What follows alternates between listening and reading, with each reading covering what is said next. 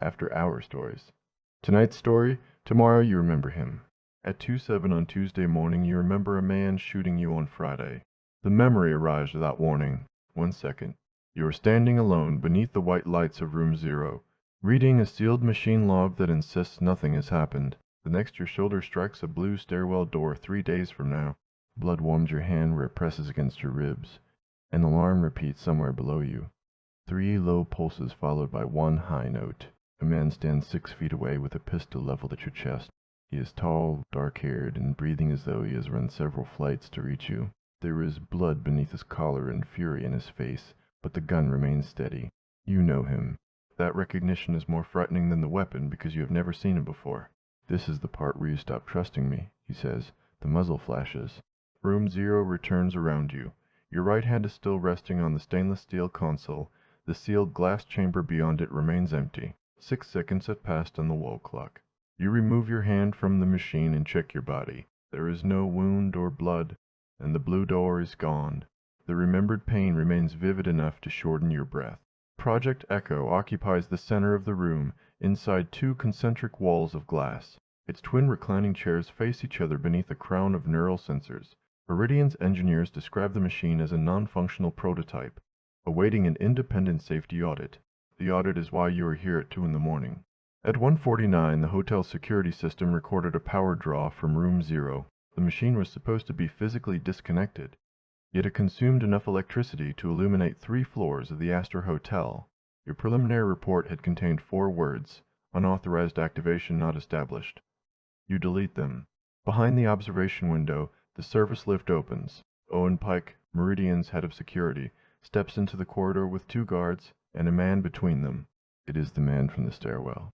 In the present, his black shirt is dry and unmarked. A guard has twisted one arm behind him, but his attention moves past Pike and fixes on you through the glass. Recognition changes his face. Then he looks at your hands as if expecting to find a weapon in them. Pike presses the intercom. "We found him inside the West Service stair. The stranger does not look away from you. Ask her," he says, "whether I killed her first."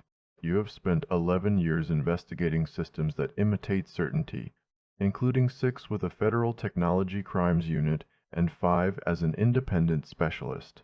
Voice authentication can be trained to trust a recording. An access log can report the credential it was instructed to report. A witness can remember a detail more clearly each time the detail becomes less true. The discipline is simple.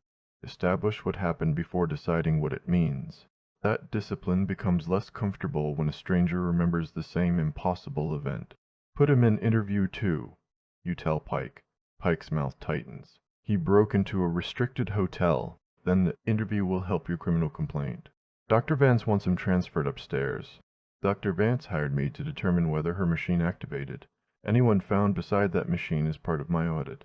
Pike studies you through the glass. Meridian chose an outside investigator because its prospective buyers demanded independence. The company did not expect independence to become inconvenient before breakfast. 10 minutes, Pike says. No Meridian personnel in the room. He may be armed. You searched him. He may still be dangerous. You glance at the man who shoots you in a memory that has not happened. That is one of the questions. Interview 2 was once the Astor Hotel's night manager's office. The old brass key hooks remain on one wall.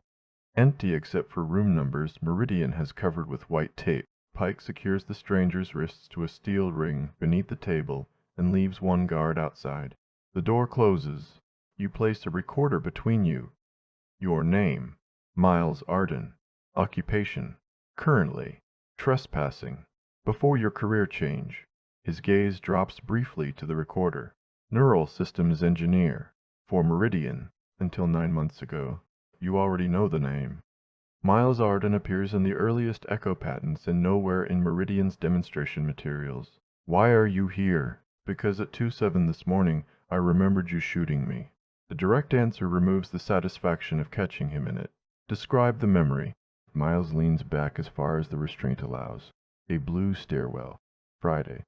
An alarm with 4 notes. You have blood along the side of a gold dress and a black pistol in your right hand. His voice remains even until he reaches the next part. You tell me I don't get to decide which version of you survives. Then you fire. The sentence presses against something inside your memory. For an instant, blue paint fills your vision. Your own hand grips a pistol. Miles stands near the stair rail, but the recollection disappears before you can see his face. You keep your reaction out of your voice. What time on Friday? The wall clock behind you reads 2:07. Exactly 72 hours. Why did you come to the hotel? The exit sign in my memory says E9. The Astor's east stair uses letters and floor numbers. Meridian moved Echo here last week. Where were you when the memory arrived? In the delivery lane behind the hotel. I'd been watching the building since Meridian moved the machine. Who told you where Meridian moved it? No one. I recognized the transport cradle on a contractor's freight record and followed it here. That does not explain how you entered a sealed building. The future version of you left the West service code in my memory. I did not. Not yet. He delivers the words without drama. That makes them worse. You open the incident photograph on your tablet. The West keypad recorded 6 digits at 158. Miles recites them before you turn the screen. The code belongs to your auto credential. You changed it yesterday. A future memory cannot contain a code you never speak, you say. Correct. It transfers experience, not abstract information. Correct again. Then I must enter that code while you can see or hear it before Friday morning. That was my conclusion. You assume the memory is genuine. No. Miles lifts his restrained hands. I broke into a private hotel because I consider the possibility genuine. His impatience has weight behind it. It is not the arrogance of a man who expects belief. It is the urgency of someone who came prepared to be hated. What does Meridian say Echo does? You ask. Predictive memory modeling. And what does it actually do? His eyes settle on yours. It remembers tomorrow. Miles tells you Project Echo began with a question. Meridian never intended to answer publicly. Could the brain recognize a memory before the event that formed it? The first trials used simple images sent 20 seconds backward. A red square, a child's wooden horse, a glass of water tipping from a table. Then the interval became 3 minutes, 1 hour, and finally 72. The signal degraded whenever a subject experienced the event alone. 2 witnesses changed that. A shared memory has 2 neural records, Miles says. Echo uses the overlap as error correction. Concordance. His expression sharpens. You've read the old protocols, the versions Meridian supplied, and what you read was fiction. He tells you about Amara Bell, the first person to receive a full 72-hour packet. Amara remembered a laboratory fire and prevented it. The fire never happened, but the memory remained. Meridian repeated the test. Each prevented future left another complete experience inside her. Burns she never received. Conversations no one else remembered. 3 different versions of her husband's death. By the 6th transfer, Amara could no longer tell which grief belonged to the present. Meridian's report says she withdrew for an unrelated neurological condition, you say. Meridian's report was written after they erased 41 hours of her life. The recorder's small red light reflects in the table. Can Echo erase memory? Not cleanly. That was not my question. Miles looks toward the closed door. Yes. The lock engages with a heavy mechanical sound. You glance at your watch. Pike's promised 10 minutes ended 2 minutes ago, but the guard has not opened the door. A speaker above the old key hooks comes alive. Dr. Venora Vance speaks from somewhere outside. Thank you. That is sufficient. Miles closes his eyes once. You stand. This interview is privileged audit material. Your contract allows Meridian to contain an active cognitive hazard. A memory is not a pathogen. Until we establish what Mr. Arden transmitted to you, that distinction is uncertain. The ventilation changes. Air begins moving through the ceiling vent with a soft medicinal smell. Miles pulls once against the restraint. She's going to sedate us. You move to the door. Pike. Vance answers instead. The scan is non-invasive. Cooperate. And this will be much easier. You hired me because your buyers required an independent report. They require confidence, not independence. That sentence establishes more than any access log could. You return to the table and switch off the recorder. The file is already mirrored to 2 encrypted locations beyond Meridian's network. Miles watches you place the recorder in your pocket. Can you open the restraint? Eventually. We have approximately 40 seconds. Then revise your estimate. You lift a metal water pitcher from the sideboard and strike the old fire alarm beside the door, shattering its brittle cover so the lever drops. A mechanical bell erupts above you, powered by the hotel's original wiring rather than Meridian's control system. Fire doors release throughout the service level. The interview room lock snaps open. The guard outside turns toward the alarm. You drive the edge of the door into his shoulder and catch his wrist before he reaches the radio. Miles rises with the table's steel ring still chained to him. The guard lunges. Miles turns the table between them, catches the man's arm, and uses the chain as leverage until the radio falls. He does not strike after the guard stops fighting. You take the guard's key and release the restraint. Miles rubs his wrist. Was that in your memory? No. Good. Why? He takes the radio battery out before setting both pieces on the floor. It means she does not know everything.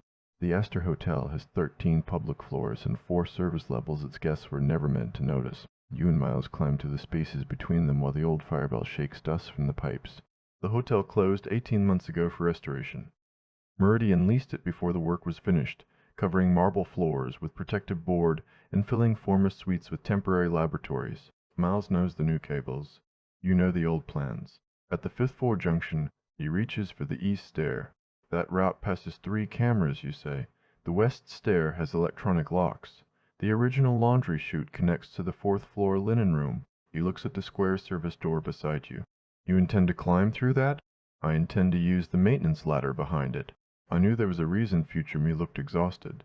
Despite the alarm and the memory of his gun, a laugh almost escapes you. You remove the panel with the edge of the guard's key. The ladder descends through warm darkness, carrying the clean mineral smell of old steam pipes. Miles follows 1 level above you, close enough to catch you and careful not to touch. Why did Meridian bring Echo to a hotel? You ask. Controlled demonstration. Buyers can sleep upstairs, watch a prediction downstairs, and call it hospitality. Who are the buyers? An insurance consortium, 2 political analytics firms, a defense contractor. You have evidence? Not enough. That phrase does not usually trouble men breaking into buildings. It troubles this one. At the 4th floor, the ladder opens into a linen room stripped of everything except wheeled racks and folded dust sheets. Miles closes the panel behind you. The fire bell stops. Silence settles, followed by 3 low tones and 1 high note from somewhere inside the wall. The sound pulls the future through you. The dormant Astor ballroom is bright with gold light. Miles holds one of your hands at shoulder height. His other hand rests against the center of your back while you move between empty tables dressed for Meridian's demonstration. You are wearing the gold dress from his memory. His fingers tap against your back. 3, 1, 4, 2. You are counting, you say. You are distracting me. From the count, his future mouth curves near your temple. From several things. He turns you beneath his arm. The ballroom doors open behind him, revealing a mirrored lift and a guard entering 4 digits. The sequence is 3, 1, 4, 2. The linen room returns. Miles is watching you with one hand braced against a rack. Ballroom, he asks. You nod. Gold dress? Yes. His gaze travels no lower than your face. 3, 1, 4, 2. You felt the count. You saw the keypad. The memory contained 2 perspectives of the same event, creating concordance. We staged it, you say. The dance. Not the dance, but the information. Future us attached the code to a shared sensory memory because Echo cannot transfer a written plan. Miles looks toward the wall as the 4-note signal repeats. Then the people we become on Friday are teaching us how to reach room 0, or teaching us to believe that is where we should go. You distrust yourself? I investigate myself by the same standard as anyone else. That sounds exhausting. Future, you just complained about being tired. His half-smile arrives before he can prevent it. For the first time, the man in front of you looks different from the man holding the gun. That may be information. It may also be exactly what the memory wants. The Astor's old telephone exchange sits behind a door labeled Housekeeping Storage. Meridian's renovation plans call the room structurally insignificant, which means no one has bothered to place a camera inside it. Hundreds of dead wires cover one wall in neat vertical rows. A wooden operator's desk remains beneath them, its surface scarred by decades of handwritten messages. You lock the door and check the room twice for transmitters. Miles watches you work. Do you ever decide a room is safe? Rooms do not make decisions. That sounded rehearsed. It sounded accurate. He removes a compact drive from inside his belt buckle and sets it on the desk. This contains the portion of Amara's trial record I recovered. You do not reach for it. You told me you lacked evidence. It proves something happened. It does not prove what Vance authorized. Why withhold it during the interview? Because I did not know whether you worked for her. You used my access code. A future version of you gave it to me. A present version just got you out of a locked room. I noticed. Then stop treating me as two women whenever it benefits you. His expression hardens. I remember you putting a bullet through me, and I remember you doing the same, I reply, which is why trust would be premature. Trust is not what I asked for. I asked for the evidence. For several seconds, neither of you moves. Then Miles slides the drive across the desk. The encryption phrase is Amara's patient number, followed by the date Meridian claims she withdrew. That gives me evidence against you as well. I wrote part of the protocol. Did you authorize the human test? No. Did you know it was possible? His jaw shifts. Yes. The answer costs him more than denial would have. You connect the drive to an isolated reader from your audit case. The first record shows Amara seated in one of Echo's chairs while Miles argues with someone beyond the camera.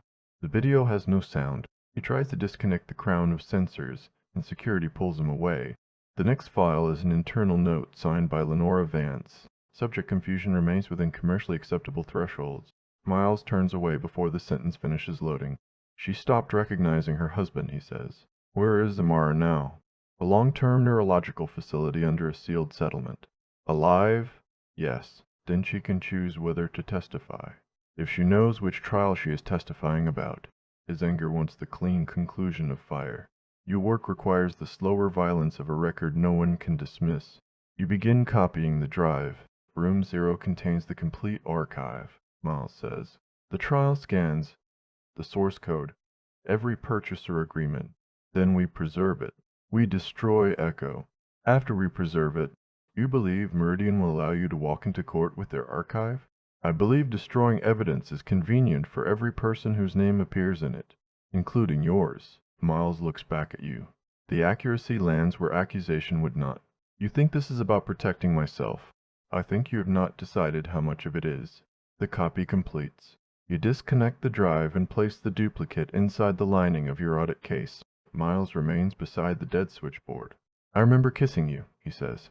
The change in subject is so abrupt that you assume it is tactical until you see his face. Where? A mirrored lift. Your hand is behind my neck, and the alarm is sounding below us. A fragment stirs, cold glass at your back, his breath near your mouth, your fingers closing in dark hair. The bodily recognition is immediate. The feeling attached to it is not. Miles keeps 3 feet between you. Whatever happened in that memory, he says, it has not happened to you. The distinction alters the room more than a step closer would have. It has not happened to either of us, you say. Memory is not consent. Agreed. It is also not a promise. Agreed again. You seem disappointed. I am trying very hard to be intelligent about a memory in which neither of us was interested in intelligence. This time the laugh escapes you. His expression changes at the sound, not with recognition, but with something more dangerous, because it belongs entirely to the present. At 6:12 on Tuesday morning, the storm reaches the hotel. Rain turns the exchange room window into a sheet of moving gray. The city beyond the glass begins waking without any knowledge that Friday has already left memories inside you. You use the old operator's desk to reconstruct the packet. Blue stairwell, 4-note alarm, gold dress, ballroom code, mirrored lift, 2 gunshots, blood on both of you. A kiss neither of you intends to borrow. Miles adds fragments from his own memory. A silver earring resting inside his palm. Your voice repeating the words, "The first record is never the real record." His memory carries the taste of orange peel. A rooftop antenna turning toward the river, and white vapor filling room 0's glass chamber. Orange peel? You ask. Very specific orange peel, Miles says. You call it useful and write everything down. I am glad one of us respects the important evidence. He replies. He leans across the desk to study the timeline, bracing one hand beside yours. There is no contact, but your body supplies the remembered distance between you with unsettling accuracy. You move the paper rather than yourself. Echo cannot send abstractions, you say. Future us built a route out of sensory anchors. The ballroom code opens the mirrored lift. The silver earring may be a tool or credential. The rooftop antenna transmits the archive. And the shootings? I was hoping your professional confidence would handle those. My professional confidence thinks you should remain downrange. There she is. Who? The woman who shoots me. You look up. His smile has no confidence in it. Humor is simply where he places fear when he cannot solve it. You recognize the habit because you place uncertainty inside procedure. Something scrapes outside the exchange room door. Miles's smile disappears. Light crosses the narrow gap beneath the door, pauses, and returns. Security is checking every room. You close the isolated reader. Miles takes the metal arm from the operator's chair and positions himself beside the hinges. The handle turns once. The old lock holds. Pike's voice travels through the wood. Your audit authority has been suspended. You say nothing. Dr. Vance has reported Mr. Arden's assault and your possible neurological impairment. The police will receive both of you upstairs. Miles mouths. There are no police. You already reached the same conclusion. Pike would not announce real officers before blocking every exit. Open the door, Pike says, and we can keep this private. You look at Miles. That is the first honest offer Meridian has made. You say quietly. His brow lifts. Private is precisely how they intend to keep it. The handle stops moving. Pike speaks to someone you cannot hear. You examine the dead switchboard, the rows of number connections, and the original hotel diagram framed above them. Every room once reached this desk before it reached the outside world. The wires are dead, but the vertical service conduit behind them is not. You point to the access panel. Miles glances from it to you. Another ladder? You are welcome to use the door. The first strike hits the lock. Miles pulls the panel free. After you, because future you has already shot me once today. The second strike splinters the frame. You enter the wall before you can laugh again. The conduit is narrower than the laundry shaft and crowded with cable. You climb by touch while Pike's team breaks into the exchange below. Miles replaces each access panel after you pass it, forcing anyone behind you to guess which floor you chose. At the 8th level, the vertical shaft ends above a locked junction box. Miles studies the bundled fiber passing through the wall. These lines feed the 9th floor suites. Meridian's buyers are staying on 9. Your room, 912. He looks upward. The blue stairwell in both memories was marked E9. The 9th floor panel opens behind a decorative mirror in an unfinished suite. You push it outward and enter a room smelling of plaster, wet carpet, and fresh electrical insulation. The public corridor lies beyond a plastic construction curtain. The corridor appears empty. Your suite is 4 doors away. Inside, the bed remains untouched beneath the clothes you laid out before the overnight audit. Your gold dress hangs from the wardrobe door beside a pair of silver earrings. Miles stops just inside the room. That is the dress. Oh no. And the earrings. I packed them for Friday's demonstration. He closes the door and engages the manual latch. The future has entered the room ahead of you without moving a single object. You open your equipment case and remove an independent network monitor, 2 sealed storage drives, and the satellite transmitter Meridian, approved for emergency audit preservation. Miles examines the transmitter. Can it reach outside the hotel's network? Miles asks. From the roof, using the remembered antenna. You nod. My audit agreement has an automatic evidence release. If I miss a rotating phrase at noon, copies of my files go to counsel. Does that include Amara's record? It does now. Then leave, Miles says. The suggestion surprises you. You believe Pike will allow that? I can pull security east while you take the freight tunnel. And you will do what? Finish what I came to do. Destroy Echo without the archive. Your files prove the trial. They prove one concealed injury. Room 0 may contain dozens. Miles's attention moves to the door as footsteps pass in the corridor. You have enough to begin an investigation, and Meridian has enough money to make the beginning last 10 years. You cannot preserve every record. You do not know that. Neither do you. The difference between you becomes clear. Miles treats uncertainty as permission to act before the worst outcome can arrive. You treat it as a reason to keep gathering facts until action can survive scrutiny. Either instinct can become cowardice when carried far enough. You close the equipment case. I am not leaving. Because of the audit? Because at least one version of me came back here on Friday. I want to know why before Meridian turns her memories into a sales demonstration. Miles studies your face, as if separating the woman in front of him from the one in his head. If we find an exit that does not require both of us, you take it. You do not set my exit conditions. That was not control. It was a sentence about what I will do. He takes the correction without argument. Then if we find an exit, he says, I will ask you again. That is better. The footsteps recede. You change the noon release phrase and include instructions to contact federal regulators, Amara's attorney, and 3 journalists who understand neural technology. Miles turns his back while you replace your torn audit jacket with dark trousers and a sweater from your case. When you tell him you are finished, he is reading a hotel evacuation map. There is blood on his left wrist where the restraint cut him. You place a first aid packet on the desk. Sit. I can manage a small cut. I need your hand steady if we use that lift code. He sits. You clean the narrow wound and wrap it without tenderness you have not earned. Miles watches your hands. Then the future memory puts his pulse beneath your fingers before the present has any right to feel familiar. You release him as soon as the bandage is secure. Was that in your memory? He asks. No. Good. The word has a different meaning now. At 10:30 Tuesday morning, Meridian rehearses its demonstration in the ballroom.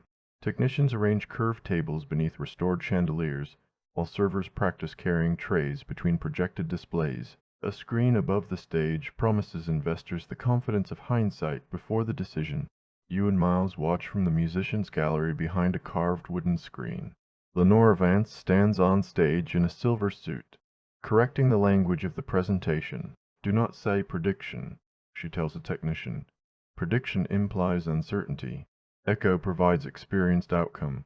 Miles leans close enough for his voice to remain beneath the ventilation. She always preferred a lie with cleaner branding. You stayed for 6 years. 5 years and 11 months. A moral victory. His mouth shifts. The private joke is begun without permission from the future. Vance demonstrates a pre-recorded memory transfer. On the screen, a test subject touches one of 2 covered objects, then describes remembering the choice before making it. The audience Meridian expects on Friday will see a parlor trick. They will not see Amara forgetting her husband. Pike enters the ballroom and speaks into Vance's ear. Her gaze lifts toward the gallery. You and Miles move before she points. The gallery passage ends above the mirrored service lift.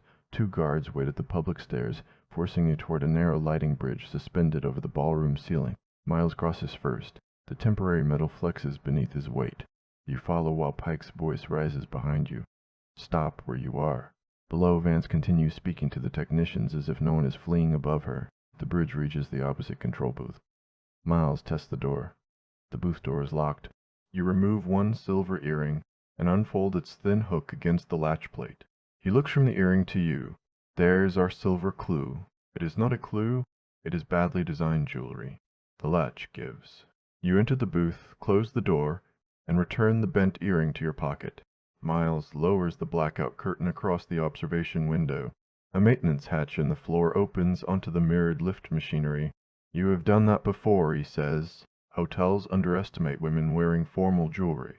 I am beginning to understand future me. Do not. The sharpness in your answer stills him. I do not want to become familiar, because the machine supplied the feeling in advance. Miles rests one hand on the open hatch. Neither do I. Then stop talking as though he owns your decisions. He does not. Good. His gaze holds yours. Present Me remains impressed by the earring. You enter the machinery space before he can see how precisely that lands. The lift rests 1 floor below. You descend beside its counterweight and climb through the roof hatch. The interior is lined with dark mirrors. The remembered kiss arrives through your body before the doors close.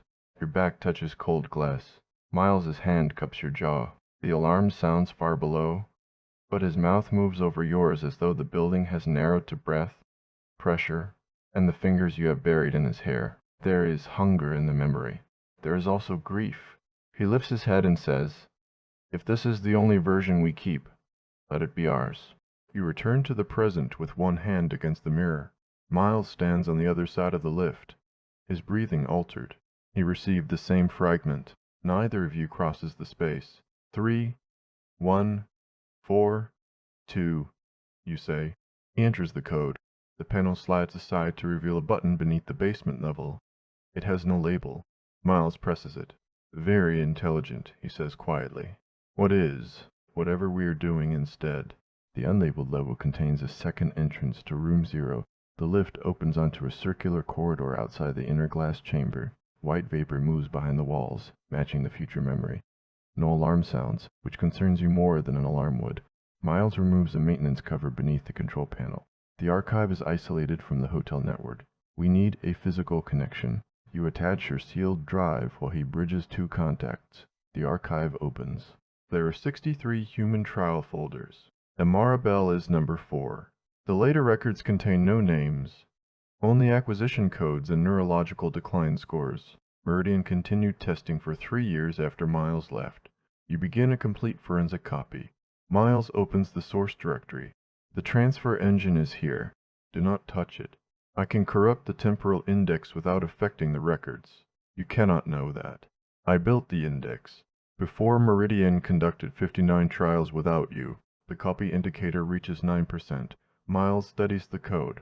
Friday's demonstration creates another full transfer. If Vance succeeds, every buyer in that ballroom knows the machine works, which is why the records must leave first, which is why the machine cannot remain functional. Those are not opposing goals. They become opposing when Pike reaches us. The inner glass doors seal. Lenora Vance appears on the other side of the chamber with Pike and 4 guards. She does not look surprised. You chose the mirrored lift, she says to the intercom. Good. Miles closes the source directory. The archive copy continues. She knew, he says. Vance smiles faintly. We knew several details. The ballroom, the service code, missed gunshots in the east stair. A rather distracting moment inside that lift. Heat rises beneath your skin, followed immediately by anger. Meridian has seen the memory. You scanned the packet, you say. Echo recorded it when it arrived, without consent. The prototype documented its own output, from our brains. Brains are where memories happen. Vance approaches the glass. She is 51 according to Meridian's corporate biography, with a neurologist's still hands and the patient tone of someone accustomed to defining the limits of other people's understanding. You believe you found a secret plan, she says. What you found was calibration. Miles moves subtly between her and the transfer console. Do not listen to her. Vance looks amused. Concordance requires attachment. Fear produces a powerful signal, but attraction produces a more coherent one. We paired your cognitive profiles because simulations showed an unusually high probability of mutual fixation. You glance at Miles. The company predicted recognition, distrust, pursuit, and desire before either of you entered the same room. Vance watches the glance.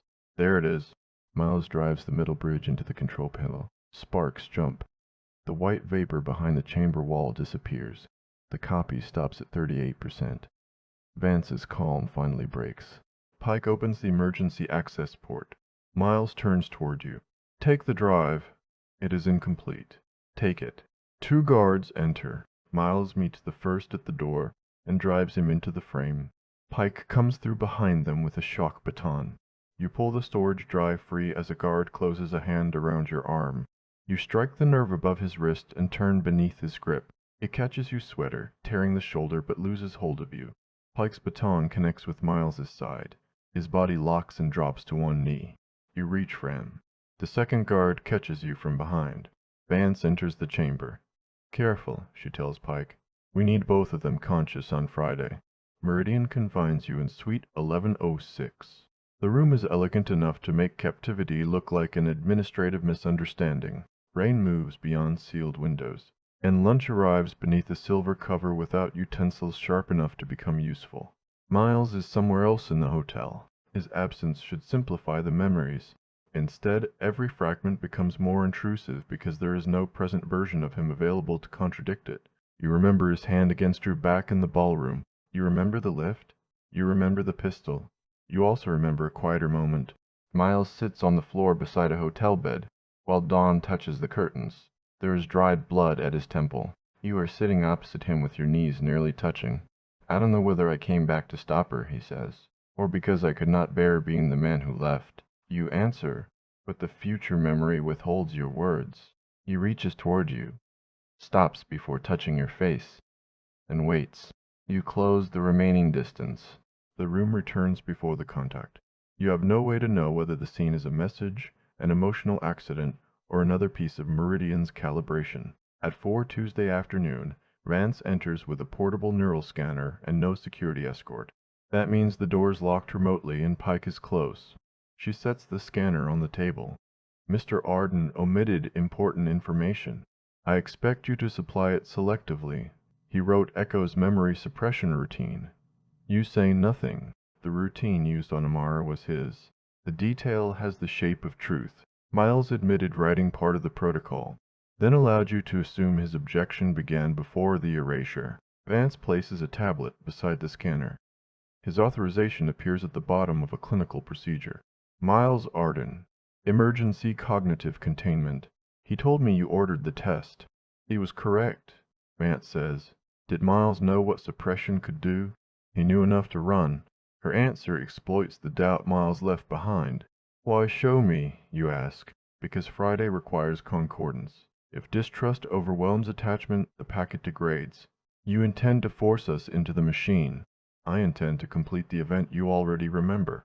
Vance attaches 2 sensor pads to the scanner. Your future memories prove that you and Miles reach room 0 together. Cooperation can make the route less painful. For whom? For the people you are today. She believes the future has removed your choices. That belief is the weakness. You scanned the packet when it arrived, you say. You know every image. We recovered approximately 62%. Why not all of it? Memory is not video. No, it changes when recalled. Vance's gaze sharpens. Your specialty is cognitive incident response. You investigate what happens after an unauthorized suggestion enters memory, and the brain stores it again as experience. Every active recall opens a brief reconsolidation window. Project Echo depends on that instability, but Meridian also fears it. You look deliberately at the scanner. You want me to remember the rooftop. For one instant, Vance becomes too still. There may be no rooftop in the recovered portion. You let your eyes move toward the rain-dark window as though resisting an image. The antenna turns toward the river, you say. Miles connects the archive. I enter a 6-digit release phrase. Vance watches your face instead of the tablet. You build the false memory from real fragments. A cold roof beneath your knees, Miles beside the antenna, and citrus from the demonstration drinks.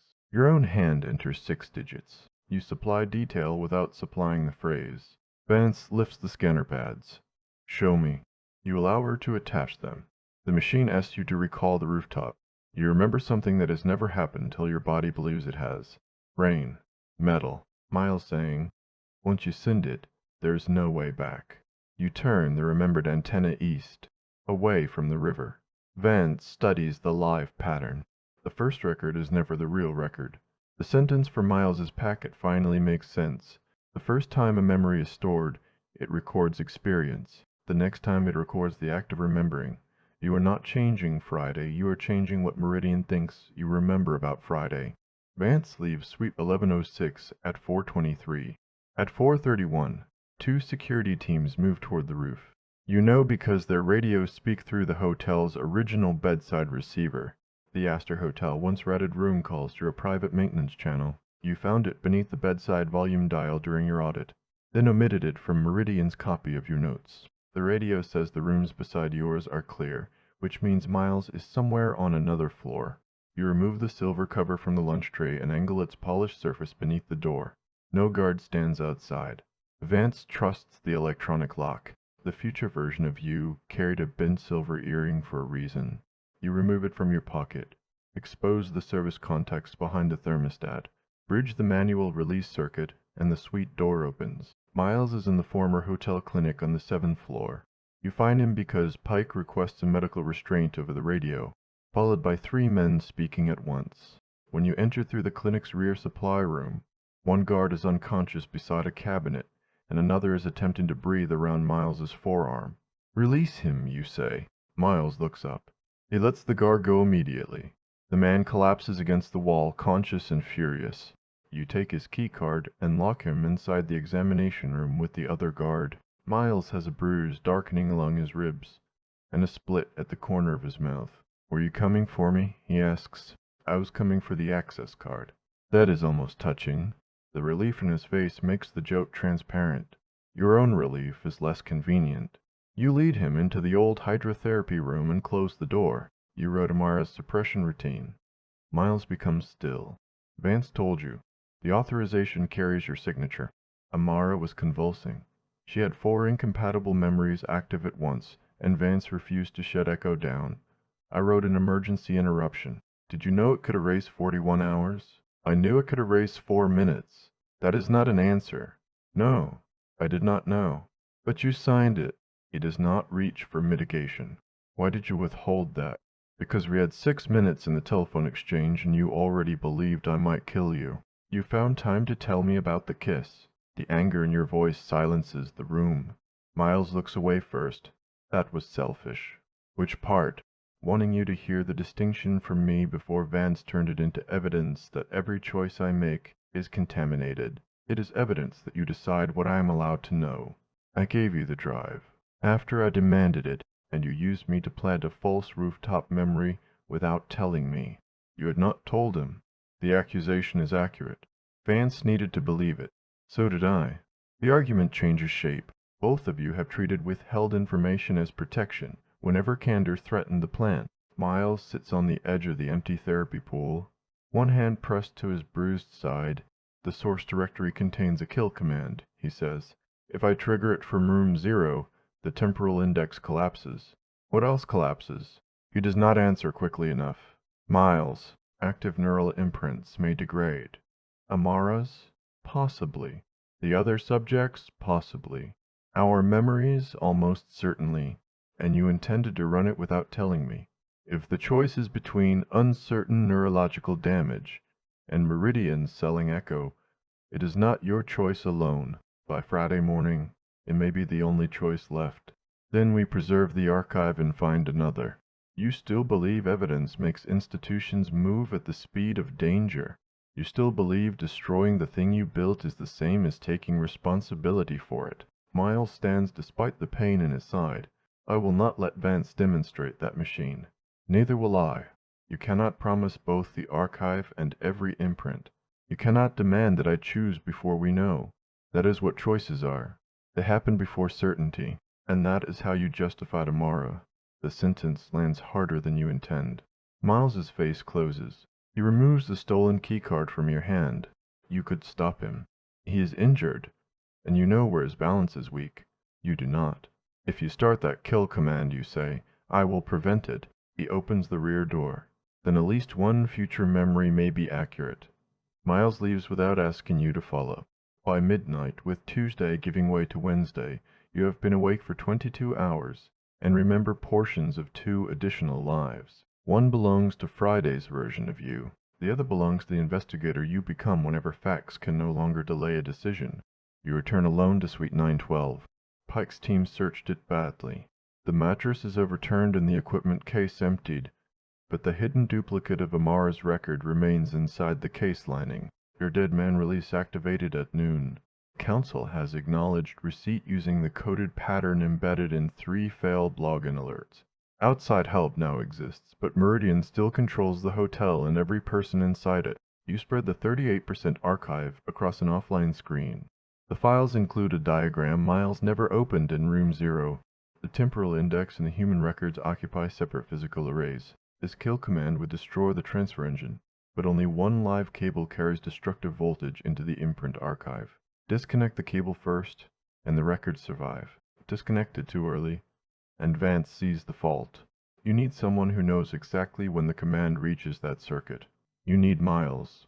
Needing him does not excuse what he withheld. Being angry does not make his knowledge replaceable. Both facts can occupy the same present. The quiet future memory returns. Miles sits on the floor beside the hotel bed with blood at his temple. I don't know whether I came back to stop her, he says, or because I could not bear being the man who left. This time, your missing answer arrives. Then stay long enough to become someone else. He reaches toward your face and stops. You close the distance. The memory ends before you learn whether your hand or his moves first. It contains no code, route, or visible clock. It may be the only fragment future you did not design for utility. You refuse to let that make it sacred. Instead, you ask what the memory proves. Miles will return to this room before Friday. He will admit something he has not yet admitted. You will be given another chance to choose what happens after. At 12:40, the bedside receiver carries 3 soft clicks. It is not security traffic, but an old switchboard code meaning room assistance. Private. The clicks repeat from the abandoned hotel kitchen on the 2nd floor. You find Miles beside a preparation table beneath emergency lights. He has opened a first aid cabinet and failed to reach the bandage around his own ribs without making the injury worse. He looks at the storage drive in your hand. You found another path. I found a cable. That sounds less impressive. It becomes more impressive if you listen. You place the diagram on the table. Miles studies it without interrupting. His finger follows the separated circuits, then stops at the live bridge. This could work. It will work if the diagram is current. You came to ask. I came to offer terms. His gaze lifts. We preserve the entire archive before you trigger the kill command. We physically isolate the imprint array. We transmit the trial records and purchaser agreements. Neither of us changes the plan without telling the other. If the timing fails, we decide together. And if there is no time to decide, then the person with new information acts and accepts being judged afterward. By you, among others. He almost smiles. Terrifying. Those are the terms. Miles looks down at the diagram. There is something else. There usually is. I did not leave Meridian immediately after Amara. I know. I stayed 11 days. Vance told me I could repair the suppression routine if I remained. I wanted to believe technical work could substitute for admitting what we had done. He rests both hands against the steel table. By the time I understood she was using my repair to make the next trial easier, Amara had been moved and the records were sealed. There is no request for forgiveness inside the confession. Only an end to concealment. You were right, he says. Destroying Echo is easier than remaining where the evidence can reach me. You let the words stand. Then you place the first aid packet beside him. Turn around. You are not required to repair me because I confessed. I need you able to reach the circuit. There is the woman I know. You do not know me. Miles turns carefully, giving you access to the damaged bandage. No, he says, but I would like to. You unwrap the gauze from his ribs. The baton left an angry line across his skin, but nothing appears broken. Your fingers remain clinical. His breathing does not. Does this hurt? Less than several conversations we have had. That is not a measurement. Yes. You secure a fresh bandage and lower his shirt. Neither of you moves away immediately. I remember the lift, Miles says. So do I. I don't want the first time I touch you to feel like obedience to it. You step back. Then it will not. You sound certain. I am certain about one thing, which is, if anything happens between us, the machine does not get credit. Miles, hold your gaze. Those terms, he says, I accept. Wednesday begins in the Astor's rooftop conservatory. The glass room once served breakfast above the city. Meridian has filled it with boxed projection equipment and covered the long tables with plastic. You and Miles sleep in shifts behind the crates. He takes the first watch because your dead man release gives you a reason to remain coherent. You wake 90 minutes later and find him studying the archive diagram beneath a shaded work light. He has marked 3 corrections and left every original line visible. You could have changed it without telling me, you say. I am attempting a radical new engineering method. Documentation. Accountability. The early results are humiliating. He explains the corrections. The imprint array can be isolated, but someone must disconnect the live bridge during the 4 seconds between archive completion and temporal collapse. The bridge sits inside the inner chamber. The kill control sits outside it. 2 people, you say. Echo was always built around a pair. Can the person inside be protected? The chair may absorb the discharge. May. I have circled that word for the audit. You add a second circle. Inside a catering crate, you find bottled tonic, glassware, and sealed envelopes bearing the names of Friday's buyers. The ingredient list on the tonic is ordinary except for a compound identified only as M7. Miles opens one bottle and smells it. Memory sensitizer. You recognize it? Echo Trials used an injected version. This is weaker. Meridian plans to dose the buyers. Just enough to make the demonstration feel personally convincing. Each bottle contains a twist of dried orange peel. The scent unlocks another fragment. Friday's ballroom surrounds you in reflected gold. Lenore Vance raises a narrow glass and tells the assembled buyers to consider a decision they regret. You stand beside a projection console wearing the gold dress. Miles passes behind you carrying a server's empty tray. He takes Vance's glass. You replace one cable beneath the console. On the ballroom screen, a live image of Room Zero changes to a list of names. Amara Bell appears first. You return to the conservatory with the orange bottle in your hand. Miles has received the same memory. The ballroom projection system, he says. It is connected to every buyer terminal for the demonstration. We do not need the rooftop antenna. The rooftop was false. It is false now. He looks at you. You changed what Vance scanned. I changed my recollection of it. Without telling me. Before our terms. Convenient line. Accurate line. The argument does not become another rupture, because this time neither of you protects hurt with strategy. Miles sets the bottle down. Can you alter what Echo extracts on Friday? Possibly. Could you remove me from your packet? The question is not technical. Why? Vance selected us because she believes the attachment is manufactured. If you remove the shared memories, concordance fails. It might also damage everything attached to them. Would that be worse than wondering whether any of this belongs to us? You think of the lift, the quiet room, and the laugh that occurred without a future version teaching it. I am not cutting pieces out of my mind because Vance claims ownership of them, even if they were planted.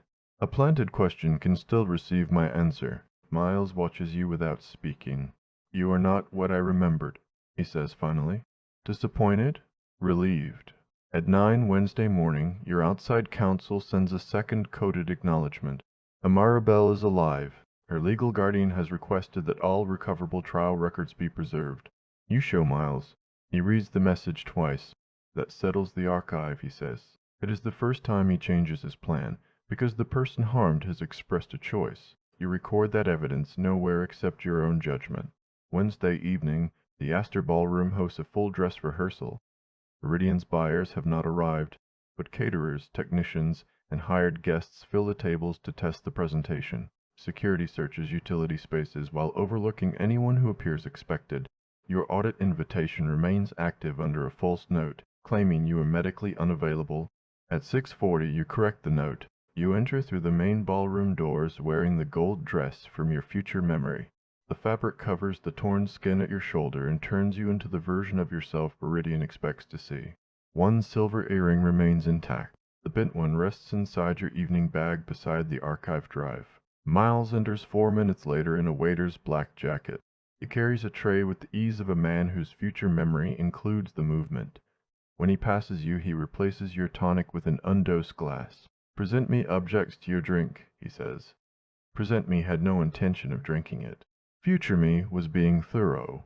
Future you remains exhausting. On that, all versions agree. Vance stands near the stage speaking with Pike. Neither looks toward you immediately.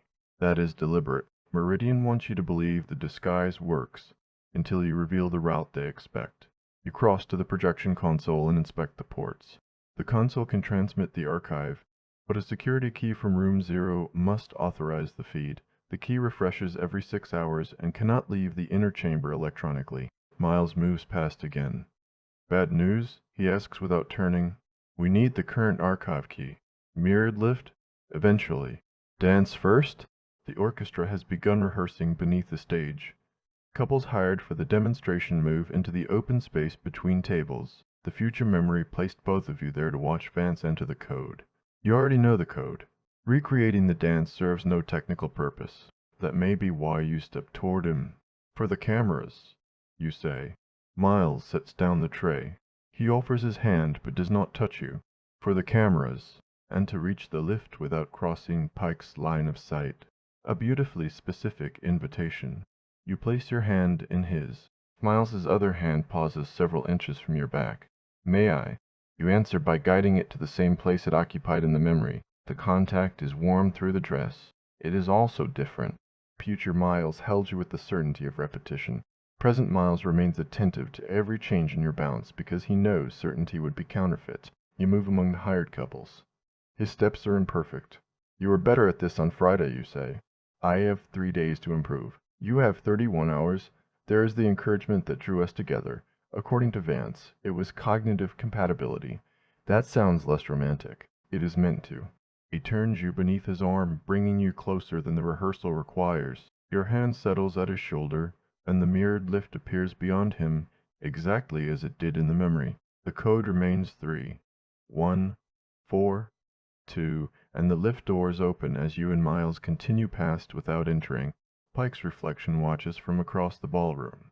The first route is the route Meridian expects. You circle once more. Leave Miles beside a service table, and follow Vance toward the stage. Vance waits until you are alone behind the projection screen. "You look well," she says. "Your medical assessment was premature. Where is Miles? If your model works, you already know. Models improve with confirmation.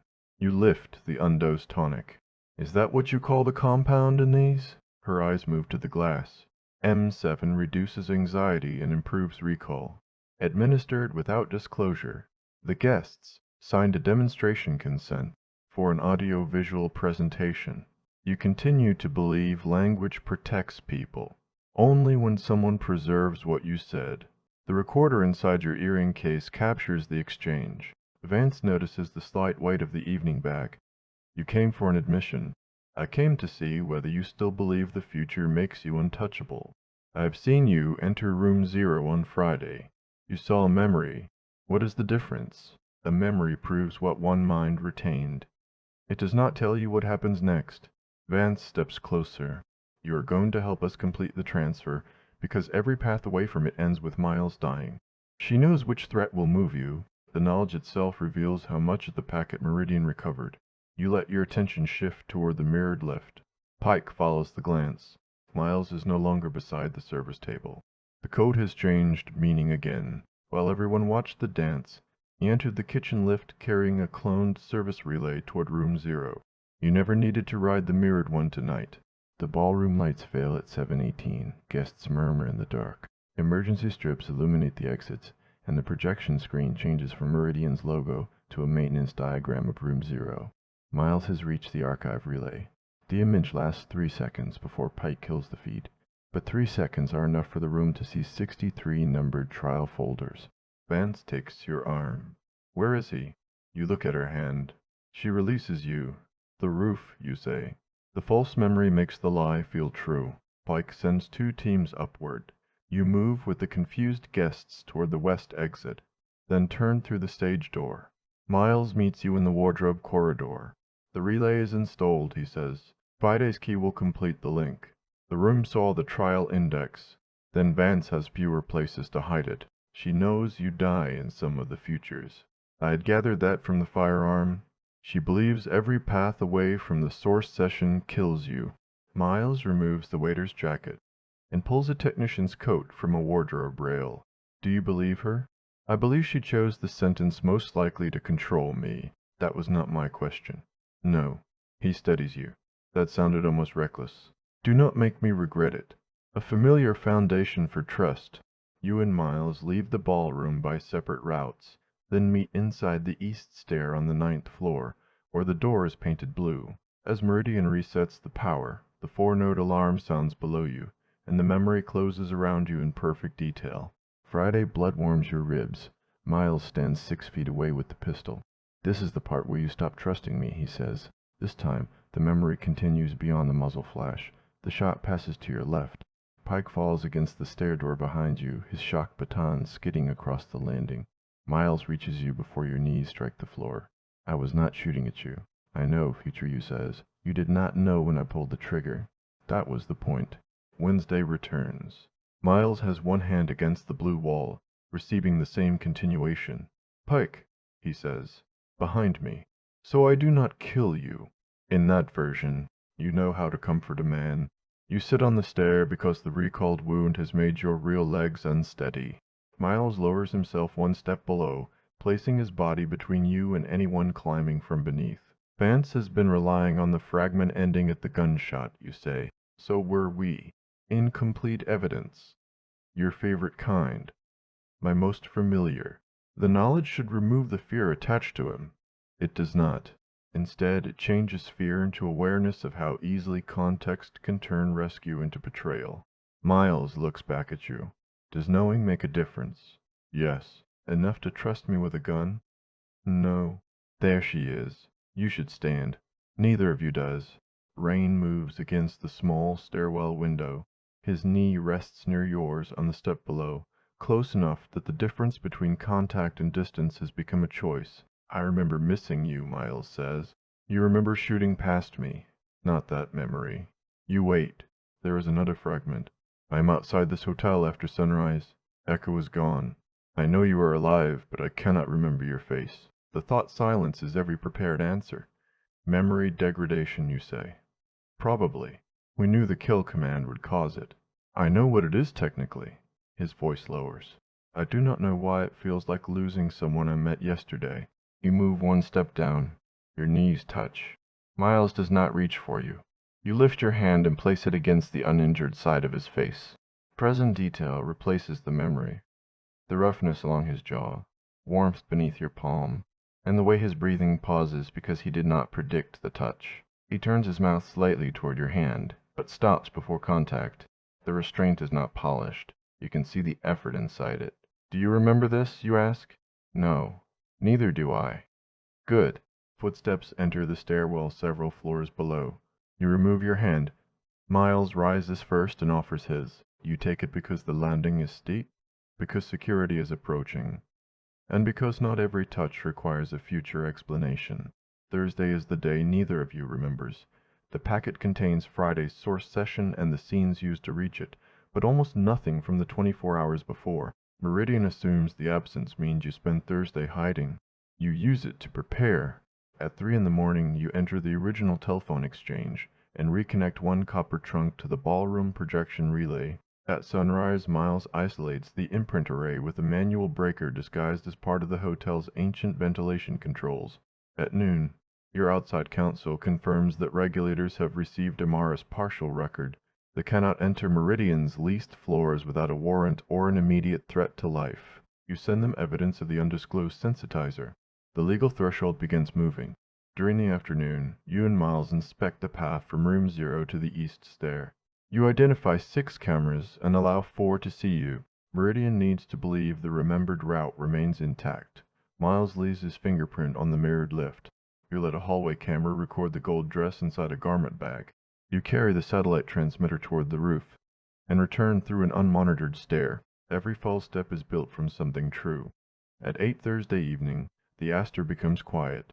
The buyers have arrived and retired to the 9th floor after private dinners. Meridian's technical team prepares the 2-7 source session below them. You and Miles wait in the unrenovated suite 907 beside the blue stair. The room contains one bare mattress, a work lamp, and a window overlooking rain-bright traffic. For the first time in 2 days, nothing requires either of you to move. Miles sits on the floor beside the bed. There is a healing split at his mouth and a dark bruise beneath his collar. The future scene arranges itself around him. He notices at the same time. This is the room, he says.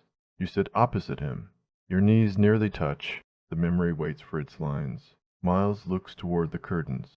I'm supposed to tell you I don't know whether I came back to stop Vance, or because I could not bear being the man who left. You already told me. In a kitchen.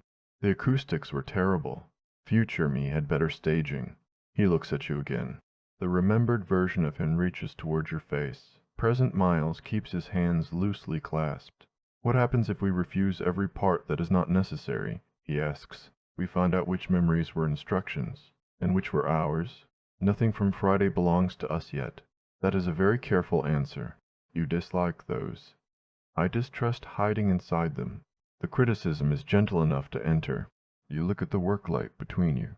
2 years ago, I investigated a neural implant that caused 6 people to hear words their doctors had never said. I proved the fault, documented the manufacturer, and waited for a second laboratory to confirm every result. Miles listens. While I waited, the company implanted 11 more patients. That was the company. It was also my recommendation to delay the warning, because your evidence was incomplete. Yes. Were you wrong? The second laboratory confirmed everything. That was not my question. You understand why he returned it to you. I was wrong to pretend uncertainty removed the cost of waiting. Miles leans back against the bed. I built a kill command because action feels cleaner than staying for consequences. I know. You made that difficult to avoid. A service I provide. His smile is tired and real. If we survive tomorrow, he says, I intend to remain for all of it. The investigation, the testimony, Amara's lawyers, whatever charges attached to my work. He pauses. And if you want no contact after the memories fade, I will accept that. The future offered you a man who already knew the shape of your mouth. The present offers one who will accept not knowing you. That is the first version you trust. You lean forward. Miles's attention drops briefly to your mouth, then returns to your eyes. The remembered kiss fills the inches between you without closing them. Do you want me to move? He asks. No. Do you want me to kiss you? The honest answer is yes. The careful answer is not yet. For once you allow both answers to be true without forcing one to disappear. I want the first kiss neither of us remembers. You say, I don't want it tonight. Miles releases a breath. That may be the most encouraging refusal I have ever received. You have unusual standards. The last 3 days have damaged them. You remain close for another moment, neither repeating the future nor retreating from it. Then you unfold the archive diagram between you.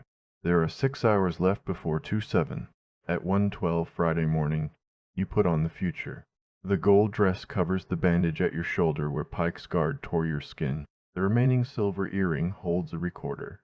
Its damaged partner rests inside your evening bag beside the archive drive. Miles wears the black shirt from your first memory. He buttons the collar over his fading bruise. Do I have blood on it yet? He asks. No. Something to anticipate. Try not to sound pleased. I'm searching for manageable expectations. You straighten the technician credential at his collar. The gesture places your fingers near his throat. Neither of you mistakes the stillness that follows for necessity. One more review, you say. Ballroom relay receives the archive key.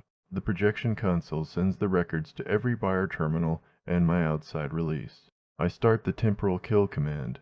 I disconnect the live bridge after the archive confirms complete. If either of us learns something new, we say it. If there is no time, act, then remain for judgment. Miles nods. And if Vance is right about the source event, a memory is evidence, not an order. You should put that on her stage. That is approximately the plan. The ballroom is empty when you enter at 1:28. Place cards weighed at every curved table. Undo's glasses have replaced the M7 tonic after regulators contacted the hotel's catering contractor. But Meridian has not canceled the demonstration. Vance needs Friday to look inevitable. You connect your audit drive beneath the projection console. The screen remains dark while the relay waits for Room 0's security key. Miles crosses behind the stage and enters the kitchen service lift. For 11 minutes, the plan remains invisible. At 1:40, every chandelier comes on. Pike steps through the ballroom's west doors with a pistol at his side. Vance enters from the east. The roof was an elegant fabrication, she says. You leave both hands resting on the projection console.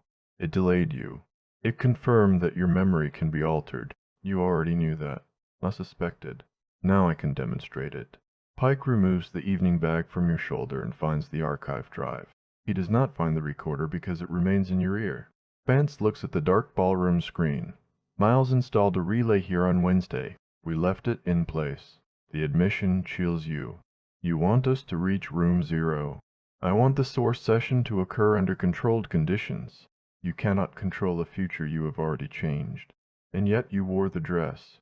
Vance approaches until the stage light catches silver in her hair. You believe refusing the remembered kiss made it yours, she says. You believe changing the route creates freedom. Those beliefs are useful emotional responses, not proof. Proof of what? That you could have done otherwise? The question reveals Meridian's true product. Not knowledge of the future, but relief from responsibility for choosing it. Pike's radio sounds. Arden secured in East 9. Vance gestures toward the ballroom doors. We are expected downstairs. Pike takes you through the east stair instead of the mirrored lift. The blue door waits on the 9th floor landing. Miles kneels beside it with his hands secured behind him. Blood darkens the collar of his black shirt where Pike struck him with the pistol.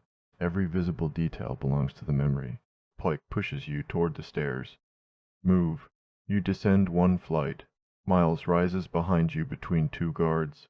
At the 8th floor turn, the 4-note alarm sounds through the hotel. 3 low pulses, 1 high. The source system has begun drawing power. Your hand closes around the rail.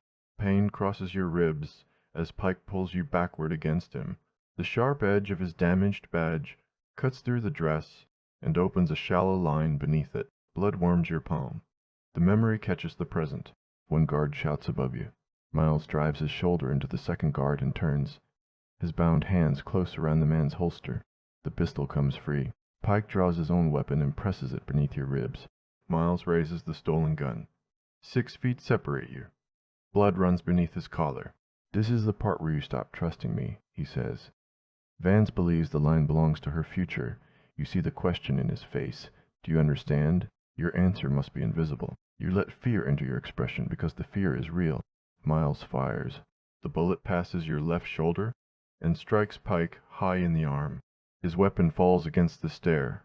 You drive your heel into his knee and pull away. Miles turns the stolen pistol on the guards. "Down."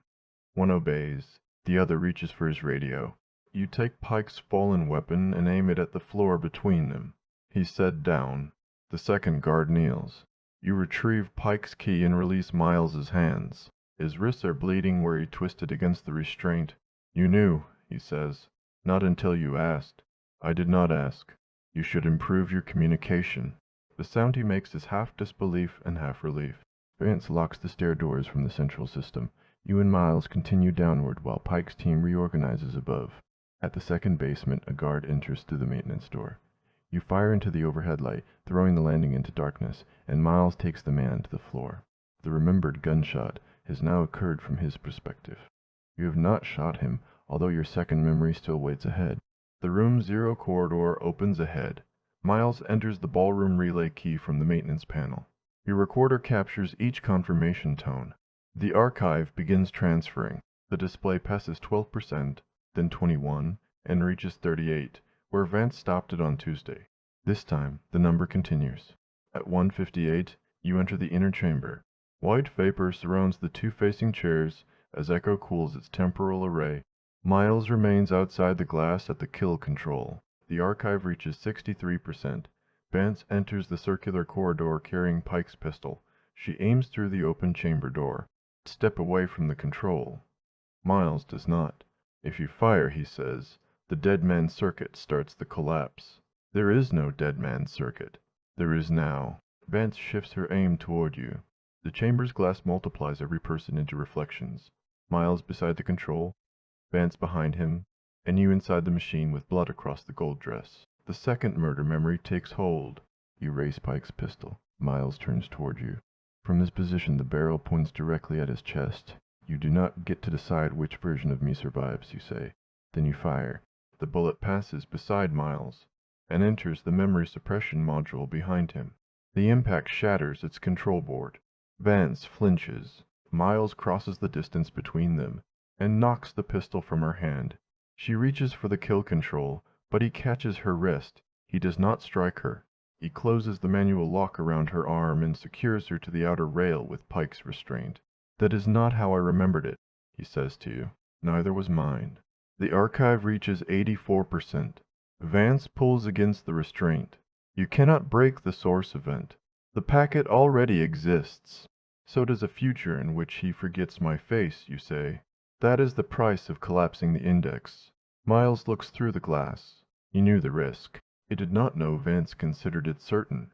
"The chairs divide neural load across concordant subjects," you say. "In theory," he answers. You enjoy that phrase. Less every time. The archive reaches 91%. The wall clock changes to 2:4. The temporal array begins collecting the memories it is meant to send backward. Your Tuesday self has already received them. The stairwell, the ballroom, the lift that did not happen, and an intimacy created by a future you refused. There is no first version of the plan. The memories taught you to reach this room. Your actions created the memories that taught you. Cause and effect have closed around each other without leaving an origin. Except the loop is no longer exact. You never kissed Miles in the mirrored lift. You never gave him the West Service code. The rooftop transmission never happened. Echo is reaching backward for a future that no longer exists. The chamber lights flicker. Memory breaks across you. You are shot in the stairwell. You are not shot. Miles dies beneath your gun. Miles is standing outside the glass saying your name. You kiss him in the lift. You refuse him in suite 907. You have known him for years. You met him 3 days ago. The archive reaches 98%. Miles starts the 10-second kill command and enters the chamber. The bridge cable is beneath your chair, he says. Pull when the archive confirms. You take the chair facing his. The sensor crown lowers without touching your head. Static lifts the hair along your arms. With 5 seconds remaining, the archive reaches 100%. 9 floors above, Viridian's ballroom screen comes alive. Amara Bell appears first, followed by the names of 62 other subjects.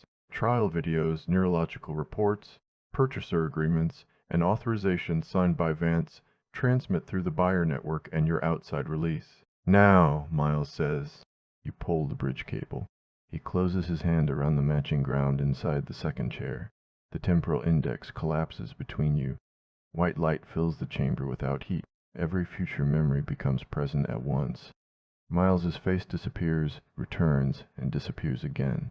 You hold his gaze through every version. Stay here, he says.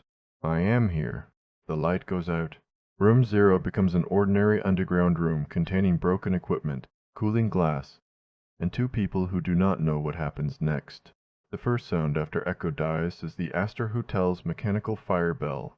The second is Miles laughing once in the darkness. It is not amusement. It is the involuntary sound of a man discovering he still recognizes the person in front of him. Emergency lights rise along the floor. He lifts the crown away and searches your face. You state your name, then confirm his, Miles Arden. When he asks about the lift, you tell him you never kissed there, and he relaxes. I remember the kiss, he says. So do I, but it never happened. No. His careful smile begins. Then the future can be wrong. Regulators and city police enter the hotel at 2:19 after the archive reaches outside council. The sensitizer, armed confinement, and gunfire provide the immediate grounds the earlier records could not. Pike receives medical treatment under guard. Vance asks for counsel and says nothing more. Miles gives his statement before anyone can offer him a private exit. He discloses the suppression routine, the 11 days he remained after Amara's injury, and the kill command. You provide the unaltered recordings and identify the false rooftop memory as an investigative deception. Neither of you protects the other from accurate consequences. That becomes its own form of trust. At sunrise, paramedics wrap the shallow cut at your ribs. Miles sits on the rear step of an ambulance while someone examines his wrists. Rain has stopped, leaving the hotel's dark windows full of pale sky. The future memories are already losing detail. You can recall the fact of the lift without recovering the exact pressure of his mouth. The imagined pain of the gunshot has become difficult to separate from the real cut beneath your bandage. Miles looks across the wet pavement. I remember standing here without your face. Is that happening? No. Then stop rehearsing it. He nods. For several seconds, you sit inside a morning no one sent backward. When the interviews are finished, Miles says, "May I ask you to dinner?" You just did. That was a request for future permission. Dangerous field. I am told I have experience. You look toward the hotel where 3 days of impossible evidence are becoming ordinary case files. Ask me when we reach that day. Miles accepts the uncertainty. That is why the answer is likely to be yes. 6 weeks later, you return to the Astor Hotel for your audit case. The building remains closed, behind evidence seals. But the ballroom has been released after every Meridian device was removed. Afternoon light reaches the dance floor without projection screens or promises of experienced outcome. The investigation is not finished. Amara has recognized portions of her earliest trial record and authorized her attorney to release them. Other former subjects are beginning to identify themselves. Meridian's buyers deny knowing the full purpose of Friday's demonstration. Miles has given 4 days of testimony and surrendered every private copy of the source code. He has not asked anyone to call that redemption.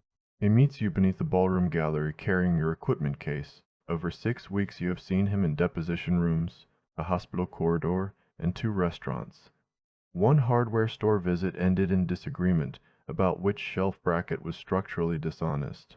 The first dinner happened after 14 hours with attorneys, but the second was deliberate. So were the third and fourth.